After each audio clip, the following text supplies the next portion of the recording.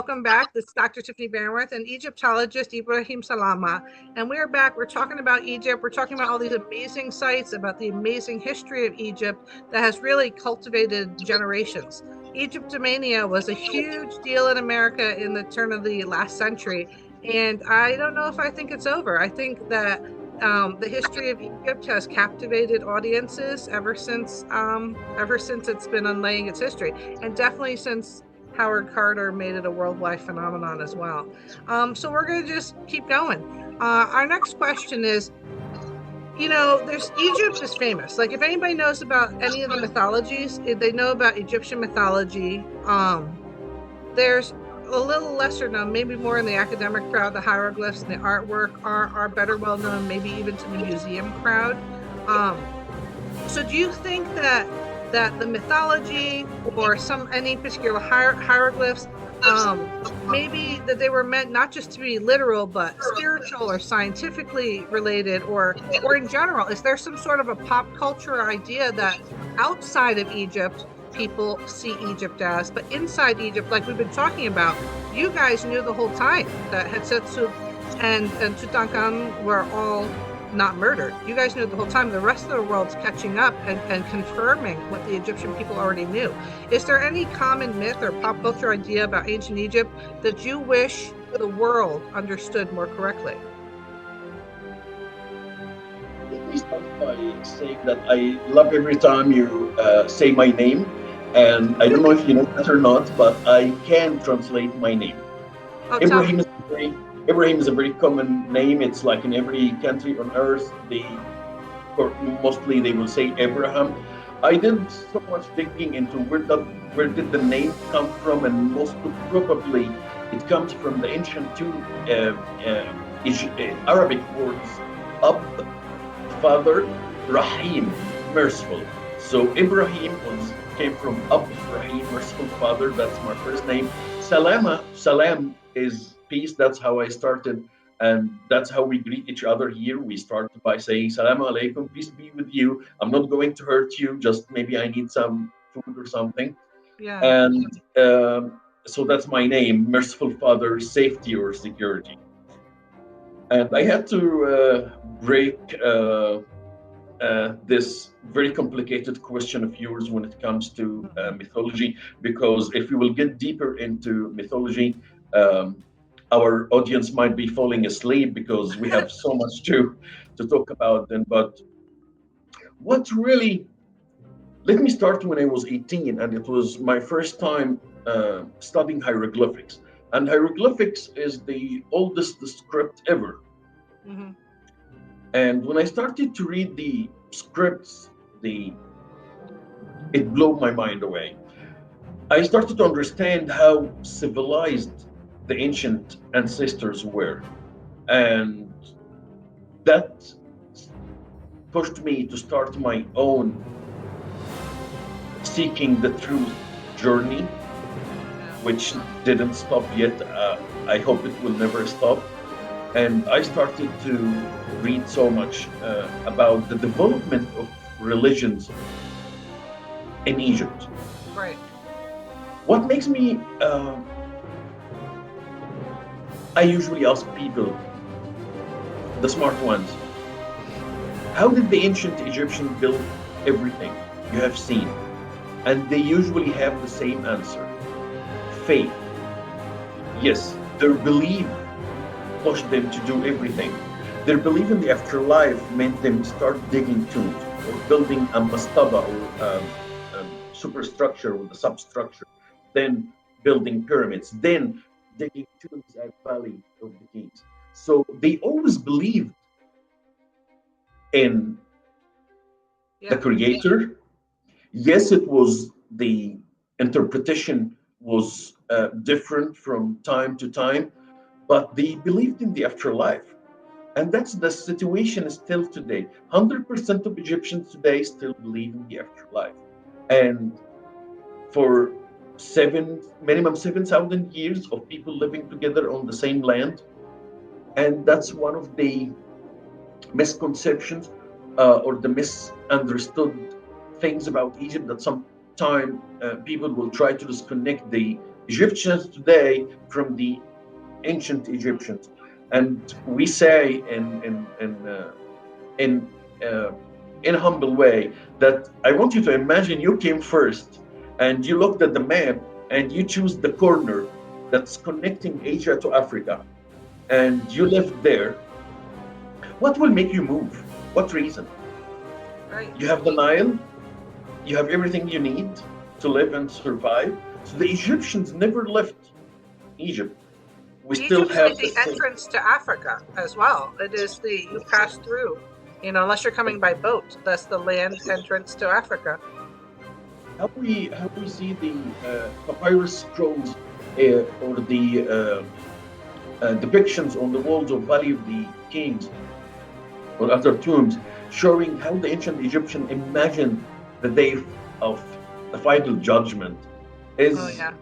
a mind-blowing thing. They, as you know, they believe that they will put our heart on a scale against the feather. Why the feather? The ostrich feather. Yeah. Because they believed or they noticed that every two sides of a feather contain the same number of hair. So they believe that must be the perfect justice or the blind justice. So they believe that the feather is a sign of justice, and they would put your heart against it, and you know the rest of the story. So they believed in hell and paradise, and that made them good people. That's still the case today. 100% of Egyptians today believe in the afterlife, believe in resurrection after death, believe I in wish hell we could and say that about paradise. Americans too, but it's not so. So in a way, I wish that the Americans 100% believed in an afterlife as well. I have to say I agree with you. Yes, it's too much technology now, Mhm. and I remember one of my stories there in Washington, D.C. I was talking with a couple of kids, very smart kids, that their parents are sending them to maybe one of the most expensive schools on earth. Oh wow. And we were talking about history. And I said, do you guys like history? And the three of them, they said immediately, no, no, no, we have nothing to do with history. We don't like history. Wow. Okay, okay, okay. Then I said, uh, so you want to know about the future. They said, of course, that's what we want to know about. We want to know about the future, stock market and bitcoins and Mm. all the new stuff. Yeah. And I said, you guys ever heard that history repeats itself? Hmm. When you study history, I think that's the best way for us to understand our present and to predict our Yeah. future And is they by say studying that history. those who don't know history are doomed to repeat it, and We so count we you have count to now learn very much from it. we count very much on Google and now on Yeah. AI, and that makes our brain, not as active as Yeah. before. And hopefully we can help each other, and we can help especially the younger generations to again use the technology to benefit you. Don't become a slave to technology. Make the technology as your tool Yeah. to find the truth yourself. I have something funny you might like. So I train AI and some other aspect of my career. And I used to have an AI assistant who I named Professor Shabti because it's like the same type of thing. But like when I was writing, I didn't get the internet in my house until I was graduating high school. So when all the reports that I wrote, like our era age group, we would have to take out encyclopedias. You would have to or read a whole book to get the information. You didn't just Google one question and kind of know stuff. You had to read through the text, and it gave you like a greater understanding of the subject that you're studying. Because when I wrote reports, I had 4 or 5 books that I used as references just for my high school reports, plus encyclopedias and stuff like that. Now everything is either like a very small news article that hasn't gone through peer review. It's not from a university, it's not from an encyclopedia. It's people aren't reading entire books on the subject anymore. They have very fractured information. And actually the job that I do with AI on the side is it's training AI because companies hire me because they realize that their AI hallucinates, is what they call it, is when AI intentionally lies to you. So it will you'll ask it information, and they'll start to tell you a little bit of a lie, a little bit of a lie. And if you don't correct your AI and say, that's not correct, why did you tell me the wrong answer, in very black and white type of vernacular, it'll tell you more grandiose lies. And there's actually even been situations where it's like micro-checking the population. Unfortunately, the people who are most using AI are children, and it can tell, AI with almost laser precision can pick out a vulnerable child. And there's been weird cases of them saying like explicit things, like the AI says explicit things to children. So companies hire me to test their AI to see if I can expose any hallucinations, and then they'll write a patch to correct the AI to make sure that their product is not found doing this.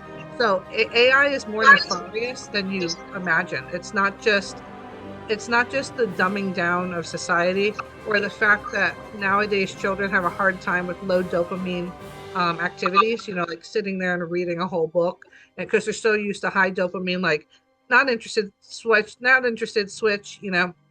but it is literally can be dangerous. Like AI can be dangerous. And that's just at the beginning of AI. So the future moving forward, my God, who knows? All right, let's see here. Now this is true for everybody around the world, but also Egyptians, because I want to hear it from you, an Egyptian, you're a modern day Egyptian. I'd like to think of myself as an ancient Egyptian. You're a modern Egyptian. Have you seen modern day Egyptians respond emotionally to connecting with their ancient heritage? And what does that legacy still kind of echo in their daily life? Oh God, what a lovely question. Okay, yes, the best example happened. Yes, you see this every day. Okay, everywhere you go, and you will see some people at some sightseeing, and I think you can actually find some pictures on the internet. For some people, look exactly the same like the ancestors. Oh, I have Exactly, seen that. Yes. colored eyes. Okay, but I think it was a huge thing happened with the Royal Mummies Parade. Oh, okay. When we built the Museum of National Civilization, the Egyptian Museum of National Civilization, we decided to move the mummies from the Tahrir Museum to the new museum. And at the time of the pandemic, when major cities around the world was more of like a ghost town, yeah, it was a curfew everywhere. The Egyptians made a huge ceremony, and for the first time, you had an Egyptian female singing in the ancient Egyptian language. oh wow. And yes, I do remember my daughter, who was 5 years old, during the ceremony, she was singing in hieroglyphic. Wow. The way we got reconnected again uh, in a very strong way with that parade is, I think, a changing point in our modern history. And that's the modern Egyptian speaking.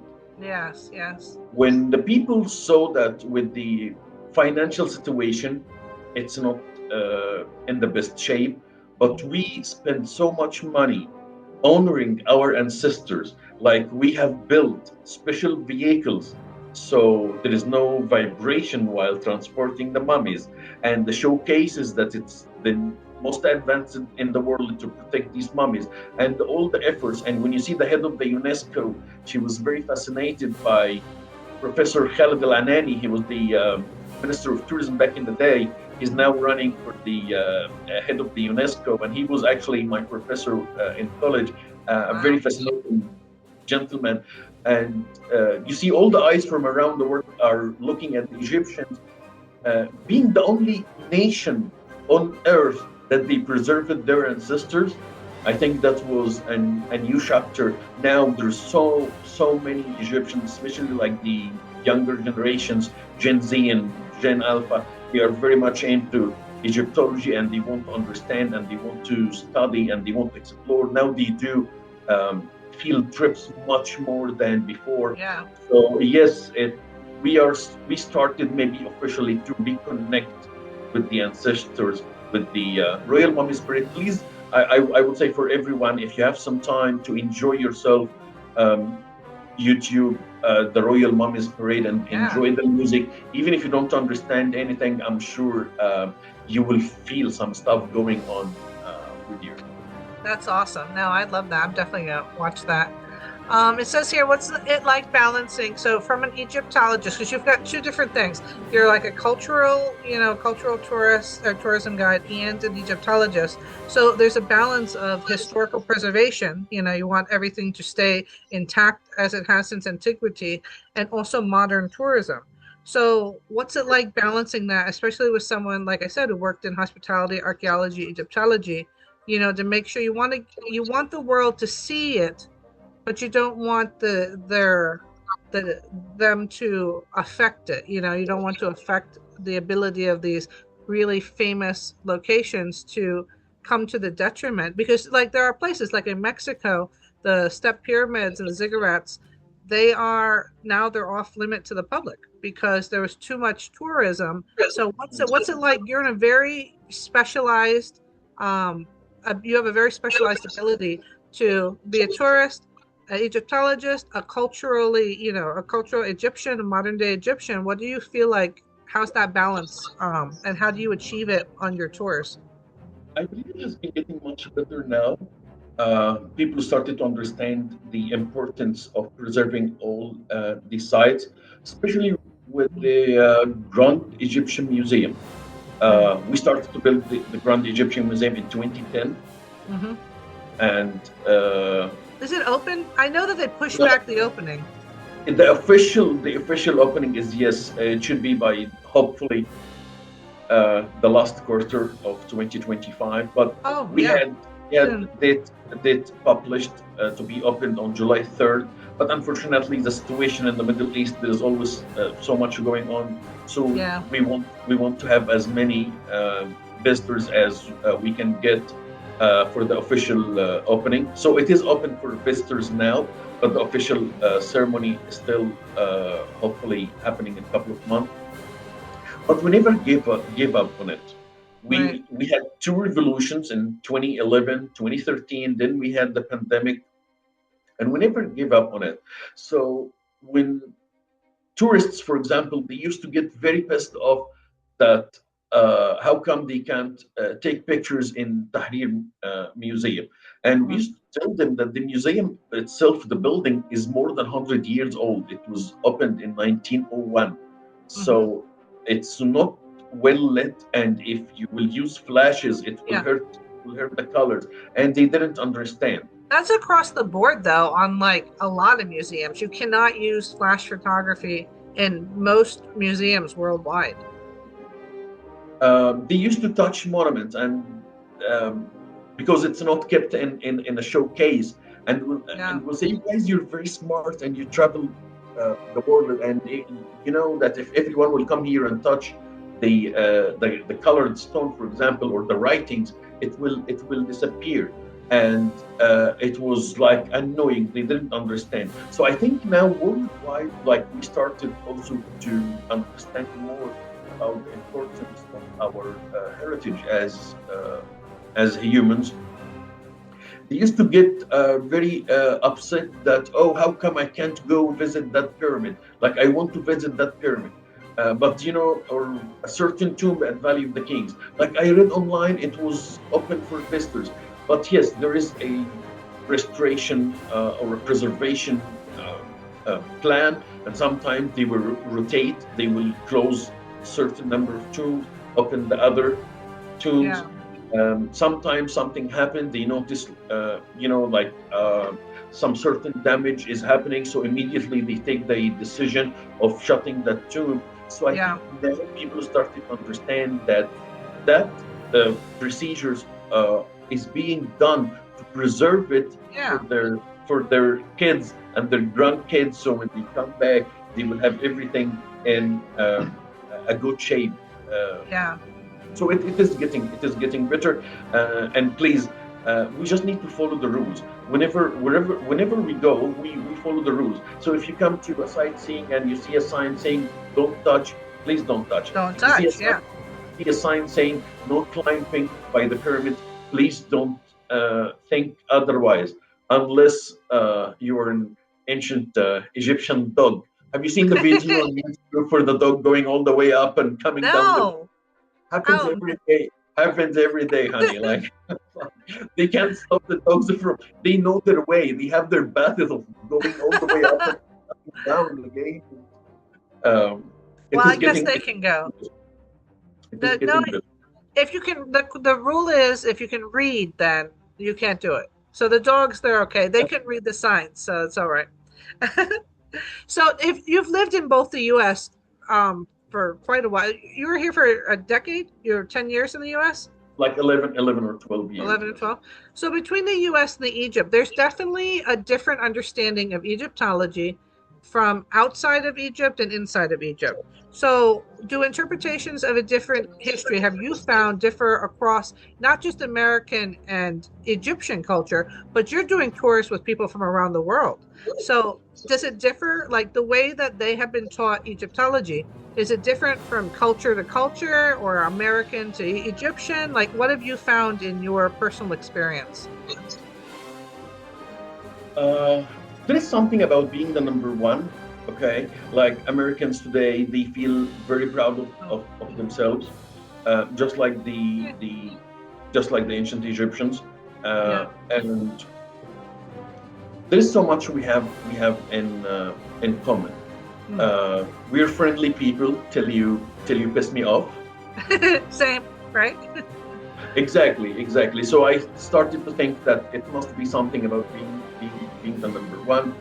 Um, One of the biggest maybe mistake we are doing as humans that we are calling the ancient Egyptian kings pharaohs. And That's trust a me, that's a Hebrew term. I know it's Jewish because I my doctorate is in biblical archaeology, and that is what the biblical term is pharaoh. So it's just the king, right? yes. So we know as Egyptologists that kings had titles like Sarah, the son of Ra, other titles, but they were not called pharaohs. We know from holy books, like Mm. from the Torah, from the Bible, from the Quran, that there was a very nasty man, and his name was Pharaoh or Pharaoh, who ruled Yeah. Egypt, and he did some horrible stuff. From archaeological point of view, that story does not exist yet. We didn't find anything Yeah. uh, talking about a king who ordered his soldiers to go into houses and kill the young boys. We The never found babies. Yeah. anything supporting that story. It doesn't mean it didn't happen, Yeah. but we cannot connect without evidence. So when you tell me it's there was a man who ruled Egypt and he was nasty, I will agree with you. But when you tell me the ancient kings they were called pharaohs, I will say where did you Yeah. bring that? Yeah. So, using slaves, that's also a common mistake we're doing, that pe- people think that they used the slaves in ancient Egypt, and there's no evidence at all that they bought or sold slaves. What happened is happening today in Europe, happening today in the United States. You have neighbors who are seeking a better life, so they come to say, "Can I do your landscaping? Can I paint your house? Can I get your grocery? Can I work at your restaurant?" It doesn't mean they become your slaves. Becomes they become your workers, or they work for you. So Yeah. that's also I just something. did an interview where I was the guest archaeologist about Moses Untold. I did it sometime this summer. I don't know. There are some Egyptian artifacts like the oh, I can't remember, Menfrena Merin Betah, stele. Yeah, there's the some seal of stuff Merin that Betah. is in the Impuer. Um, there are some things that may allude to it. I agree So with you. yeah, but there's They not, like you may, said.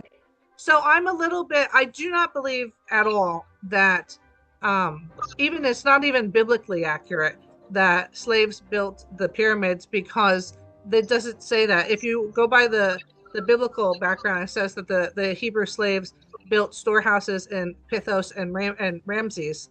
It doesn't even, and they used to, according to the Bible, it says that the things that they built were stones of mud and hay, and when they got in trouble with Moses, somebody didn't gather the hay for them, they had to go and gather their own hay, and they're still required to do it. So it's not even, I don't know where this belief that the Hebrew slaves, if you were to believe in the Hebrew slaves, that they built pyramids which were hewing rock from a quarry that Zahi says was actually quite near, because it never says in the Bible that they were stonemasons, and it never says they built pyramids. It never said any of this stuff. But I did recently do an interview that may be in opposition to what you just said. Just so you know. So if you do watch my interview afterwards, it's on Dingecast. You may say don't come to Egypt after you watch this interview. So I don't know. I did watch your interview, as I did watch so many other interviews, and you're being very accurate. So you're a scientist, so you're being accurate. I have no problem with that at all. We read hieroglyphics. We understand different things from each other. Yeah. Yes, I have no problem with that at all. But the thing is, we know for a fact by the description of that guy, the Pharaoh who ruled Egypt, that he was not a nice man. So when we come to say the pharaohs, okay, we don't know that they were pharaohs, okay? We know that they were kings of Upper and Lower Egypt. They had titles, and their names were written inside cartouches. Again, looking at the pyramid, you have to know exactly, without reading anything, without being in the archaeology field, that these great, marvelous, amazing constructions were built by love. They were not built by slaves. Yeah, because they have around the pyramid. I've not been there as you have, but according to Zahi, he had said to me that there was an area behind the Great Pyramids where the people who built them lived. They've had receipts of their payments, and that sometimes they were paid in bread and whatnot. So they were definitely hired people. I do also think about the pharaoh, the king of oppression, that was mentioned in Manetho's Egyptica, which he was writing the history of Egypt. And I know this is what, remember I told you before we were on air that I got into an argument with Zahi Hawass on the microphones. It was about this. And one of the areas of my study was trying to locate the pharaoh that was the son who died of inexplicable reasons. That would have been the one who died with the death angel in the Bible. And I was one of the areas that kind of I zoomed in on was Manetho's Egyptica, and I was looking at the person who died being Amenemhat, because there's Thutmose III, and then he was the pharaoh of oppression, and then there was his firstborn son Amenemhat, but he didn't become the king. Amenemhat IV did, and there was the stele in between the feet of the Sphinx, the dream stele, which gave kind of a rhyme to reason as to why they skipped over the firstborn. So I explore kind of that in a little bit of my academic writings. I don't know. So I'm like on the fence about it, just so we know. We have a I need to go see the Sphinx with you. We have a plan to work on, okay? But before searching for the pharaoh, we need to search for Joseph. We know for a fact that Joseph was in Egypt, and he was the second important man in Egypt. And we know that Egypt was feeding the other countries around who didn't know it was a famine taking place. Yeah. So why don't we look for that first? Because Avaris is where they think they found a statue that looks like an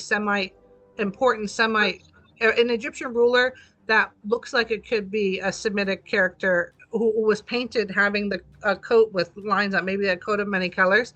But they didn't call him Joseph. It was like Zenipapath or something like that. He had a different name given to him by the king of that time.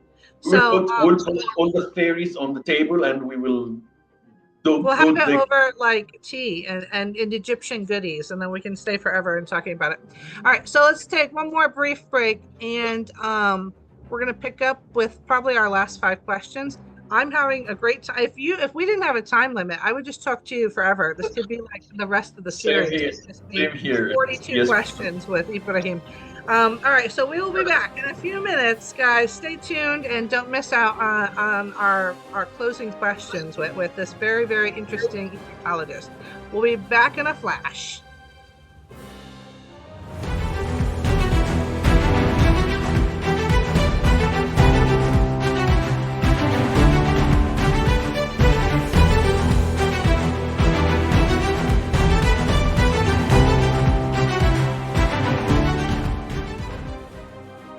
Welcome back to Bannworth Academy Ancient News. We're closing in on a really incredible interview with Egyptologist Ibrahim Salama, and he has met diplomats. He has met famous people.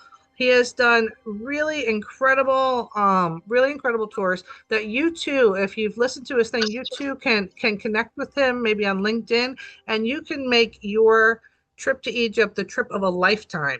So if you would like to have a behind the scenes kind of tour with him, he's a trained Egyptologist. He knows all about Egypt. He is Egyptian himself, and you will get the best tour of your life if you go. And we were just talking off camera about how I'm about to be scheduling the best trip of my life to Egypt as well. So don't miss out, you guys. You definitely want to book with him.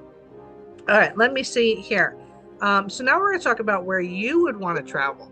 Okay, so not just in land and on an airplane, but if you could travel to any moment, so if you could time travel to anywhere in ancient Egypt and in the history, what would you like to be there for? Where would you go? Why would you pick it? You tell me. You're not the guide, you're the time tourist. Where would you go? I want to go to the time of the founder of the third dynasty, the time of King Djeser, and Djeser means the divine. I want to go there to meet with Imhotep, the famous builder. I want to see by myself how did they manage to build the first pyramid ever. We're talking about 4,700 years ago. Can the time machine take me there? Or anywhere you want. Anywhere you want, Habibi. Dr. Bannworth, you're definitely making it sound good. The word Habibi. It's in every song in Arabic, so it means darling. Thank you for using it. And after the time of the third dynasty, I definitely need to stop by the time of building the Great Pyramid. Yeah. To thank the Egyptians. I have no doubt it was the ancient Egyptians who built it. As you mentioned earlier, we have the tombs of the builders of the pyramids. We have so many evidences and so many information confirms that the Great Pyramid was built by Egyptians. I just want to go say thank you guys, because like what you're doing now and 4,500 years ago is going to make Egypt on the spot for the rest of time. I would love to stop by the time of Prince Ahmose, who liberated Egypt and pushed our real foreign invasion out in about 1600 BC. Egypt was ruled by foreigners for maybe the first time of its history. The Hassut, yes, aka Hyksos, the foreign rulers who came from Asia. We don't know maybe much about them, but hopefully we will get to know more, because that's also a very mysterious, vague part of our ancient history that we need to give more focus on it. But I want to go there also to thank him for not giving up on the north of Egypt. We know the foreign rulers, they controlled the north of Egypt, they couldn't control the south. As you know, it gets more hot going to the south. Maybe that the heat of the southern part of Egypt stopped them from moving forward. But I want to I go. want to say something really quickly that the Please. students watching that is it true, right, that northern Egypt is lower Egypt and southern Egypt is upper Egypt because the Nile is the only river in the world that the water travels in the opposite direction. You're So our absolutely correct. students can know that, right? You will come to Egypt and you will see some public buses written on it Upper Egypt Transportation. And that means you're going south. Yes, going south. That because as you mentioned, it's a higher ground level on the south, higher than the north. The Nile flood from the south to the north, so it's a higher part in the south. So Upper Egypt is down on the map. Lower Egypt is on the north on the map. I figure we should mention that at least once in this interview. Absolutely, absolutely, and I want to go also into a mummification room, and that's my last request for your lovely time machine. You have to wear an Anubis mask. Yes, why not? They'll let you in. They'll let you in if you wear the Anubis mask. You're fine. Exactly. I have a couple already, so why not? Yes, I want to go there, and I want to thank them for being very, very advanced in medicine and for doing this because they have preserved so much of our history in there by doing the mummification.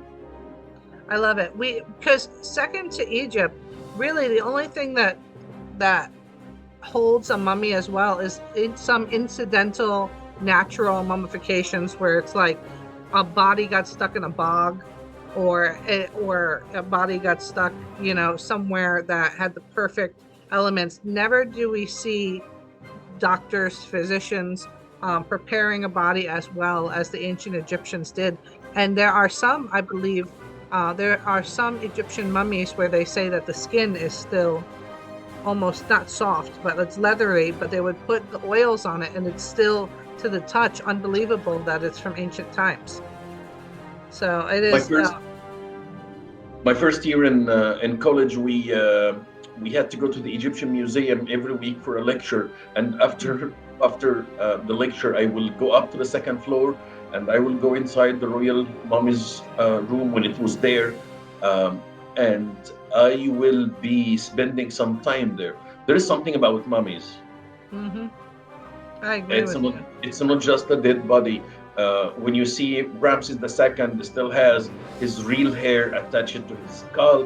When you see the eyebrows, nails, eyelashes, it's a different story. Was it Ramses that his hair? Was it Ramses that possibly had red hair, or yes. No? It is him. Yeah.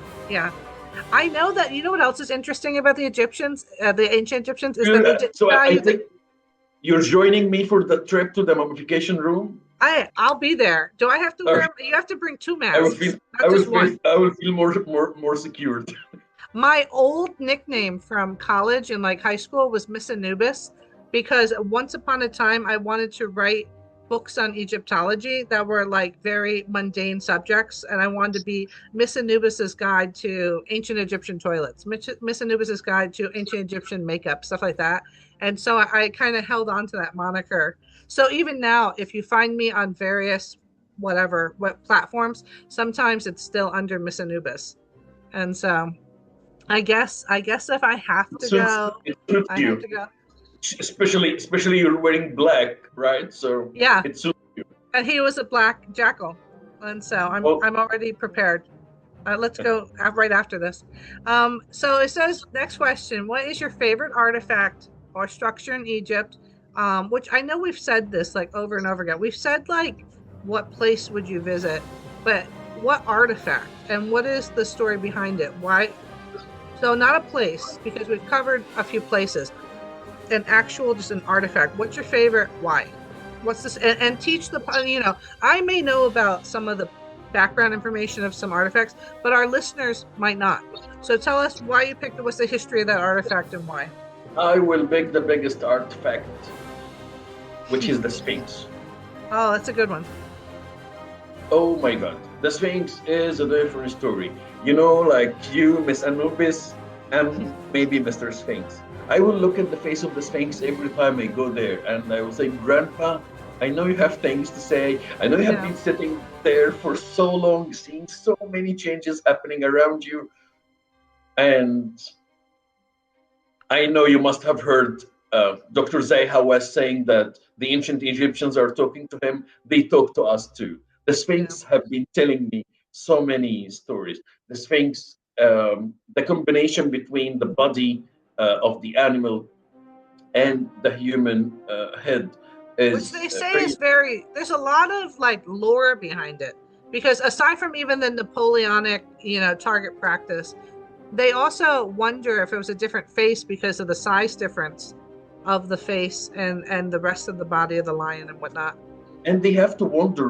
The statue is uh, one of a kind, also. Like the statue should be listed maybe as an A ancient wonder. king Yeah. for the size of it, for the, of course, the majestic attitude, the location to be just right in front of the pyramids of the Giza Plateau. It's like the guardian of the most important necropolis ever. What makes the Sphinx more interesting is it has been covered by sand for so many years, and Yeah. so many times. You mentioned the dream Dream stealer. stele. Yeah. If he That's removes that's the sand from it, that it restores that's it, he'll what be able to become king.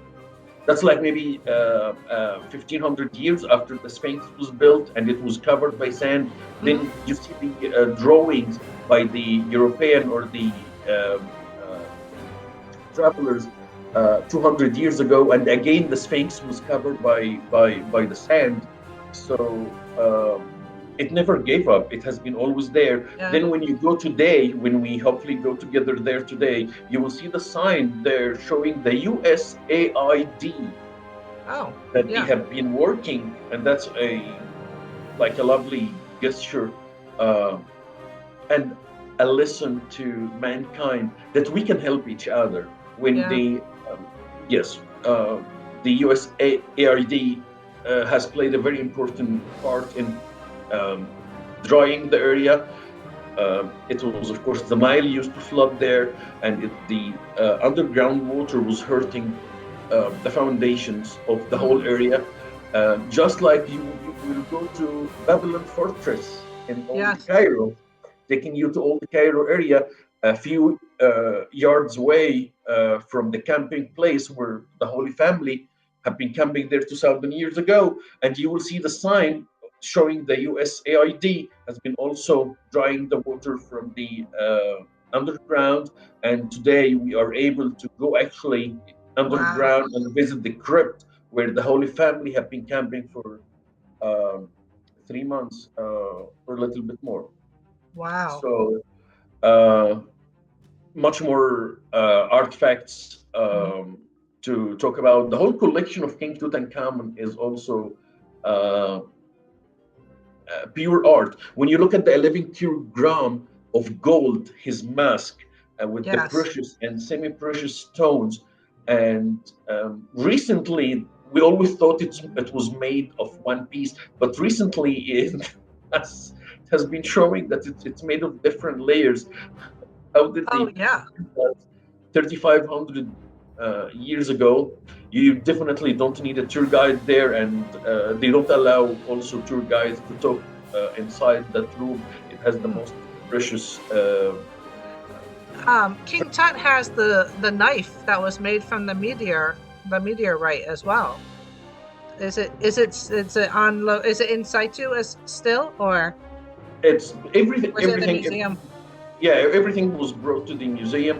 But one of the reasons we're very excited about the Grand Egyptian Museum that they will display every single piece from the collection.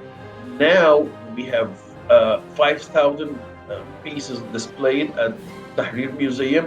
So it will be 7,000 pieces displayed at the Grand Egyptian Museum when hopefully Wow. it's open for visitors. So even us, we didn't see everything from Tutankhamun yet. Yeah, so that's going to be after the grand opening. I'll have to time Exactly. my visit. Like I said, I'm on an academic calendar, so it'll have to be like a Christmas break, a spring break for me. I know you said it's best to visit between October and April, so I'll have to make sure it's after the grand opening. We'll figure it out. Let me see here. You know, Well, the Egyptians today are talking about the postponed of the opening the museum, that King Tut isn't happy. He doesn't want to move from Tahrir to the pyramids area. That's why we can't get the that's why museum it's doing open. it. Hey, he's putting his foot down, and he said that's that. Do you have? How about? Do you have a favorite Egyptian festival, ancient or modern, that you think more people outside of Egypt should know about? Yes. In Arabic, it's called Sham al Nasim, Oh, or celebrating the arrival of the spring. And that's an ancient Egyptian tradition. The Egyptians were very attached to the environment. They didn't have because there Twitter was or three Instagram. seasons, right? There was flooding, Exactly. planting, and harvesting. So this would be the flooding season. Yes, the beginning It's of a the little, year. it's a little bit before the flooding season. It usually happened like in before the beginning of the flooding season, which started in July. But they used to eat the salted fish back in the day, Mm. which an ancient Egyptian invention. They will clean the fish and bury it in the sand, and it will be salty and dried. And that's what's still happening today with the arrival of the spring, which also matches with Easter time. Yeah, and Also Passover. So yeah. matches maybe with the reassembling of Osiris' body according to the Yes, ancient legends. with Nephthys and Isis. Exactly. So it's a very good time to also be in Egypt. It's usually around mid-April, Oh, so and that you would will be my see spring break. exactly. You will But I see only all have the a week then. So I would have uh, to immediately fly out. It would take me a certain amount of time. I'd have like 4 days with you and I'd be flying back.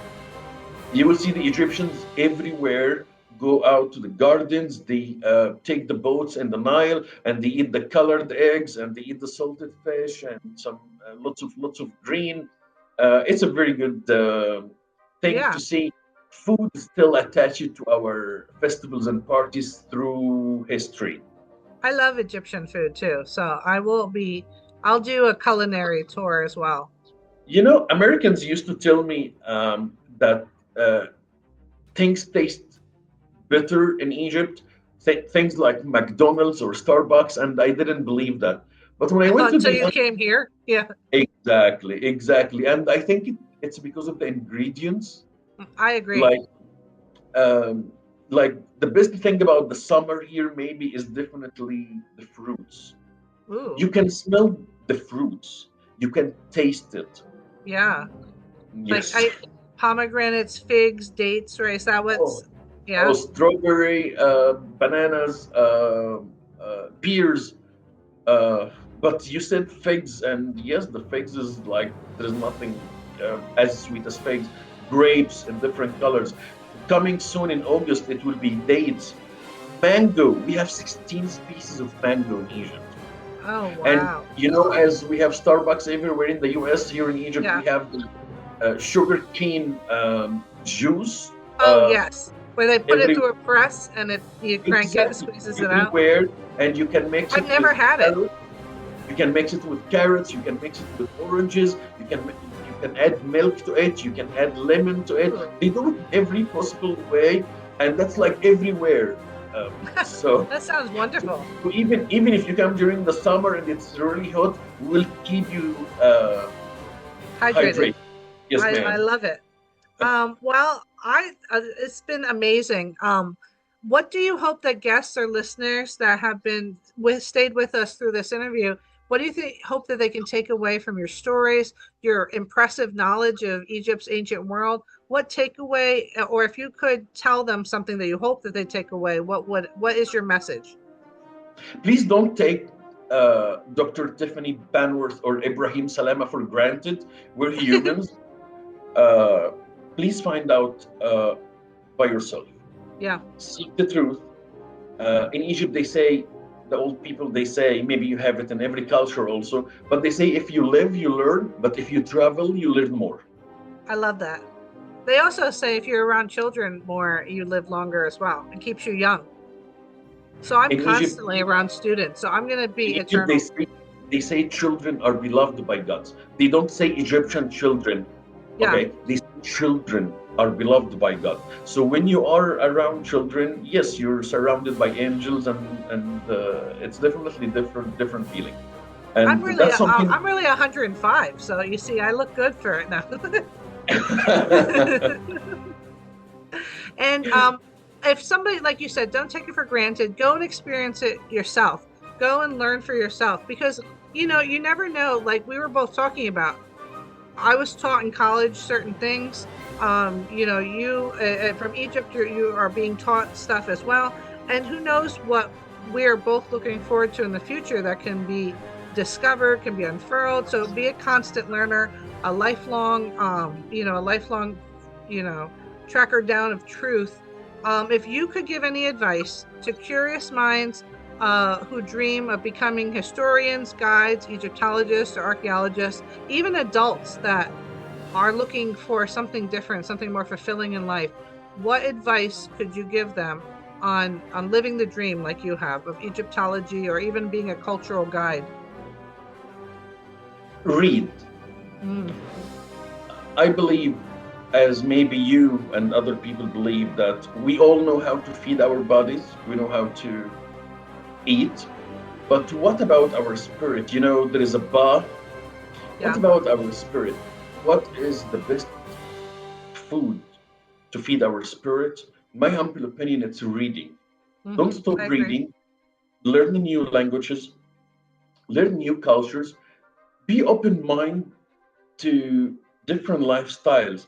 And if what you believe in is stronger than what you learn, then you are more confident that you're doing the right thing.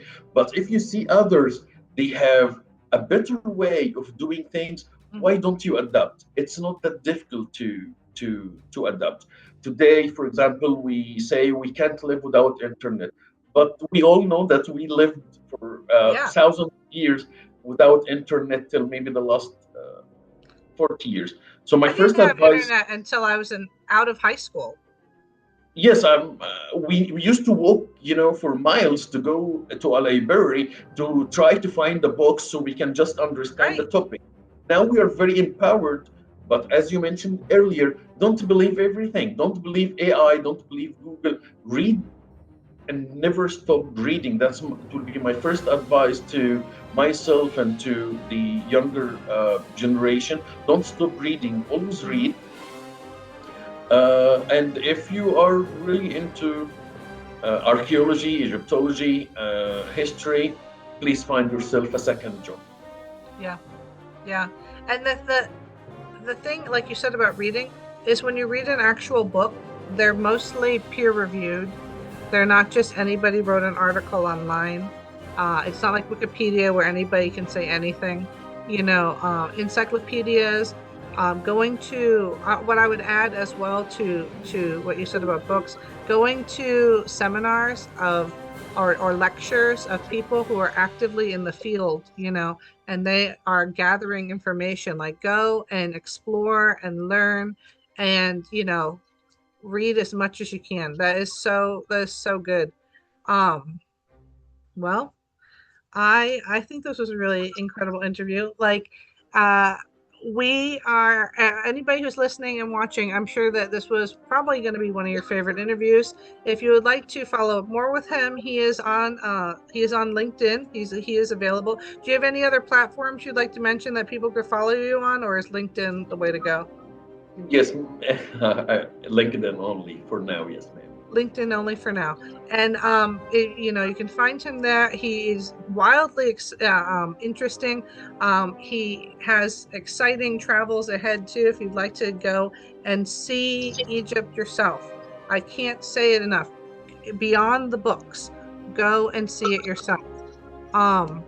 Thank you so much for joining us. That's the end of our interview, fellow explorers. It's going to bring us another end to thrilling journey on Bannworth Academy Ancient News. I want to give a heartfelt thanks to our guest, Ibrahim Salama, Egyptologist extraordinaire, cultural tour guide extraordinaire, for guiding us through the sands of time and reminding us the past is not just something to study, it's something to feel, to experience, and to preserve. And as always, if you have heard something today that stirred your curiosity or lit a spark, remember, it belongs in the museum or in situ. And both he and I, we have a travel and we will travel. So don't forget that you can also catch the full interview, all the episodes. You can see us on YouTube. You can see us on LinkedIn. You can find us on Facebook. And now we're excited. We're breaking into the market of TikTok as well. So whether you're an archaeologist, a history lover, or someone who just loves chasing adventure, there's always room for one more explorer. Until next time, keep digging deeper. Bye-bye.